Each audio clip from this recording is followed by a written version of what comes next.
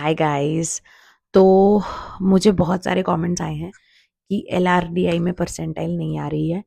और सबसे पहले मैं अपने बारे में बता देती हूँ। I am Mushin Mishra and I am repo 2023 graduate. I got 99 percentile in LRDI in CAT 2020। तो 2021 में मैंने एडमिशन लिया था और 2023 में मेरा एमबीए कंप्लीट हो गया था। तो वेलकम टू माय चैनल। सबसे पहले लाइक कमेंट सब्सक्राइब कर लो। ये वीडियो एंड तक देखना। एंड में मैं आपको लिटरली बोनस टिप देने वाली हूँ एलआरडीए की प्रिपरेशन के लिए।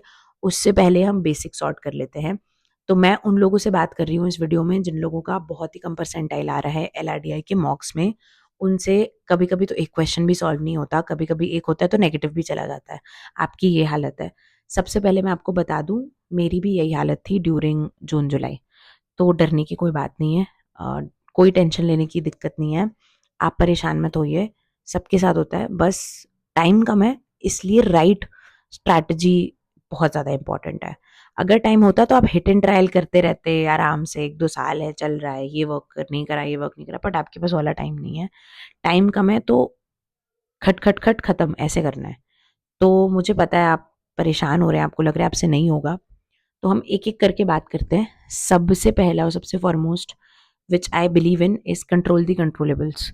तो अभी तो पेपर में क्या आएगा, वहां पे क्या हुआ, इस सबको आप कंट्रोल नहीं कर सकते। आपका माइंडसेट क्या है, बहुत हद तक कर भी सकते हो, बट जो कंट्रोल कर सकते हो वो प्रिपरेशन। तो उस पर ध्यान देते हैं, ठीक है। ओके, आपको याद होगा मैंने लास्ट वीडियो में बात करी थी अबाउट मिस्टेक्स बुक। तो मिस्टेक्स बुक ले लो। आप अगर कॉपी पे लिखना पसंद करते हो, अगर नहीं पसंद करते हो तो एक्सेल बना लो। मैंने एक्सेल बना रखी थी। तो मिस्टेक्स वाली एक्सेल खोलो अपनी सबसे पहले, और टॉपिक्स बना लो अलग अलग एलआईडीआई के जितने भी पॉसिबल है। ऑनलाइन जाओ, टॉपिक सर्च करो और उनको लिख लो, ठीक है। आउट ऑफ 10 अपने आप को रेट करो उन टॉपिक्स में। Basis what? Basis the मॉक्स you have given. इसी नेक्स्ट मॉक से स्टार्ट कर दो, उसका नाम डालो मॉक 1, और अपने आप को रेट करना स्टार्ट कर दो। अब आप खुद को स्कोर जिसमें भी 5 से कम दे रहे हो, आप उसको रेड कर दो। आप बहुत अच्छा असम्पशन हो सकता है आपका कि मेरे तो सब में ही 5 से कम है। अंडरस्टूड, कोई बात नहीं। आ, सब में रेड है तो भी आपके पास टाइम है। सबसे पहली बात, ये जो आपने मिस्टेक्स बुक बना ली है, इसमें आप एक चीज़ बहुत अच्छे से ध्यान रख लेना कि आपके हर मॉक में मार्क्स चेंज होंगे। आप मॉक 1 के मार्क्स, मॉक 2 के मार्क्स। अब आप खुद को रेट कैसे करोगे? You might ask me the question. तो कैसे रेट करोगे? इस टॉपिक के कितने क्वेश्चंस आए? इस टॉपिक के 10 क्वेश्चन आए, ओके। आप 5 सॉल्व कर पाए, आपके मार्क्स होंगे 50%, विच इज 5, करेक्ट। तो इस तरह से आप परसेंटेज में डालना चाहते हो परसेंटेज में डाल दो, पॉइंटर में डालना चाहते हो पॉइंटर में डाल दो, जो लग रहा है वैसे डालो, बस अपने आप को रेट करो, ओके। अब क्या होगा ना, आप जिसमें रेड हो, ये तो ऐसे टॉपिक्स हैं जिसमें आपको बहुत मेहनत लगेगी। फिर आएगा येलो। आप जिसमें येलो हो, इसमें आपको प्रैक्टिस लगेगी और आप बेटर कर सकते हो। जिसमें ग्रीन हो, वो तो ऑलरेडी चंगा है। उसको आप ग्रीन वाले को उठा के सबसे पहले क्या करो कि इसकी प्रैक्टिस मत छोड़ना। हो सकता है प्रैक्टिस छोड़ते छोड़ते ये रेड होने लग जाए, तो कलरिंग करना मत छोड़ना। ये आपको रियलिटी चेक देता है कि आप क्या कर रहे हो। आगे के 3 से 4 मॉक में 5 ले लो। 5 में आपको रियलाइज हो जाएगा कि आप सब में ग्रीन करते हो, जिस टॉपिक में वो आपका स्ट्रॉन्ग सूट है। ये जो क्वेश्चन है, जब भी एलआरडीआई आप देखोगे, इस टाइप का क्वेश्चन आप सबसे पहले सॉल्व करोगे, क्योंकि ये आपकी स्ट्रेंथ है। आया समझ में? अब आते हैं येलो पे। येलो का प्रैक्टिस करना स्टार्ट करो। सारे पुराने पास्ट ईयर क्वेश्चंस इस टाइप के उठाओ और सॉल्व करने लग जाओ। येलो को आपको ग्रीन लाना है। अब नोबडी इज परफेक्ट।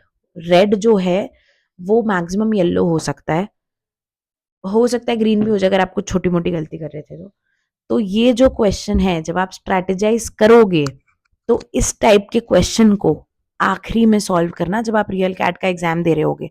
मैं मान रही हूँ बहुत सारे लोग आपको एडवाइस करेंगे, अरे नहीं आप इसमें बेटर कर सकते हो, बट रियल रियल रहो ना। सबसे पहले ग्रीन सॉल्व कर लो, आपके मार्क्स सिक्योर हो गए, ठीक है। नंबर 2, येलो देखो, अच्छा ठीक है ये मिक्स आ गया, ये येलो और ग्रीन का ये भी कर लेते हैं, ट्राई करते हैं, चांसेस है हो गया। रेड तक का तो टाइम ही नहीं बचेगा, और अगर बचा भी तो आप कर लो सॉल्व, कोई दिक्कत नहीं है।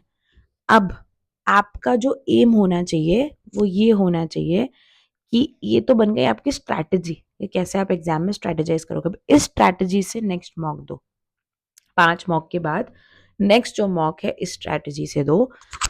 I can guarantee you will get good marks, क्योंकि आप स्ट्रैटेजाइज करना सीख गए। बात ये नहीं है कि आप LRDI सॉल्व कर सकते हो या नहीं। अगर आप मुझे 3 दिन तक LRDI सॉल्व करने दे दो, मैं कर लूंगी। 3 दिन मेरे पास है, आराम से, पजल ही तो है। लेकिन बात है आप उस टाइम फ्रेम में कैसा बिहेव करते हो। इसलिए strategising is one of the most important things. मैंने ये स्ट्रैटेजी वाली चीजें ना VARC से लेके QA में भी करी थी। देखो VARC तो मैं समझ सकती हूँ कि बहुत ज्यादा वेरिएशन में आता है, बट QA और LRDI में mistake book is like my only go to. मतलब if one thing that really help me, it was my mistake book. ठीक है, अब आते हैं नंबर 2 पे।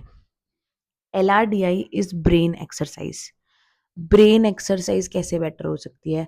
ब्रेन एक्सरसाइज के लिए आपको क्या करना है? आपको सबसे पहले सुडोकू सॉल्व करना स्टार्ट कर दो।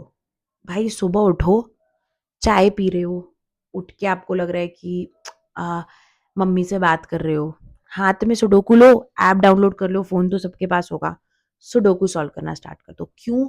ब्रेन की एक्सरसाइज है। जब ब्रेन को रोज आदत डलेगी पजल सॉल्व करने की, तो वो एकदम से शॉक नहीं होगा, अरे ये क्या है, ये क्या करना है मुझे। तो वो चीज पे ध्यान देना शुरू करो। मैं रिलीजियसली सुडोकू सॉल्व करती थी, और मेरा ऐसा मानना है इट रियली हेल्प मी। क्योंकि दिमाग दिमाग की एक्सरसाइज नहीं करोगे तो लास्ट दिन तो फेल हो जाएगा। This is like your brain का एक्सरसाइज। जैसे लोग बोलते हैं ना कि VARC के लिए आर्टिकल पढ़ना स्टार्ट करो, वैसे ही आप इसके लिए सुडोकू सॉल्व करना स्टार्ट कर दो। तो ये चीज ध्यान रखो, ये बहुत इंपॉर्टेंट है। लोग ना इस पे इनफ एम्फेसिस नहीं डाल रहे हैं, ये एक्चुअली बहुत इंपॉर्टेंट है। अब फाइनल आते हैं बोनस टिप पे। बोनस टिप तो ये है कि आपको ना थोड़ा सा प्रिपेयर्ड रहना है विथ रिस्पेक्ट टू LRDI के combinations.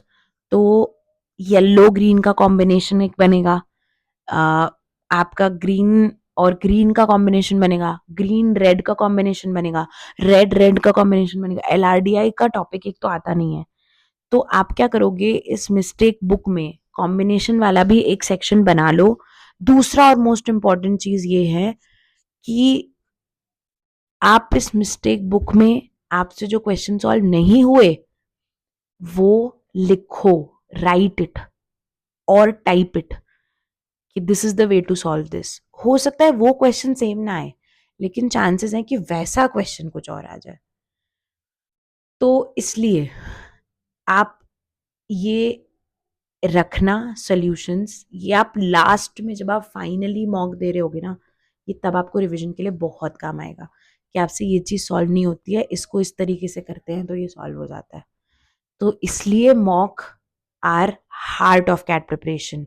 मॉक्स are the heart of CAT preparation. ध्यान रखना, उनसे जितना एक्सट्रैक्ट कर सकते हो उतना एक्सट्रैक्ट कर लो। मैंने तो ये सेकंड वाली बुक भी बना के रखी थी और मैं इससे भी रिवीजन करती थी। Let me tell you guys, CAT is not a tough exam. CAT is a strategy exam. They want to see your mindset, how you behave in a timed manner, and how much you can strategize the data in the shorter period of time. Long time में कोई भी कर लेगा, 10th class का बच्चा भी समझ जाएगा, लेकिन शॉर्ट टाइम में आप कैसे स्ट्रेटेजाइज करते हो, दैट इज द की। तो रिमेंबर दिस।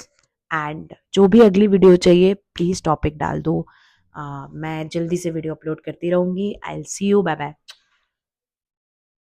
और हाँ, लाइक कमेंट सब्सक्राइब करना मत भूलना।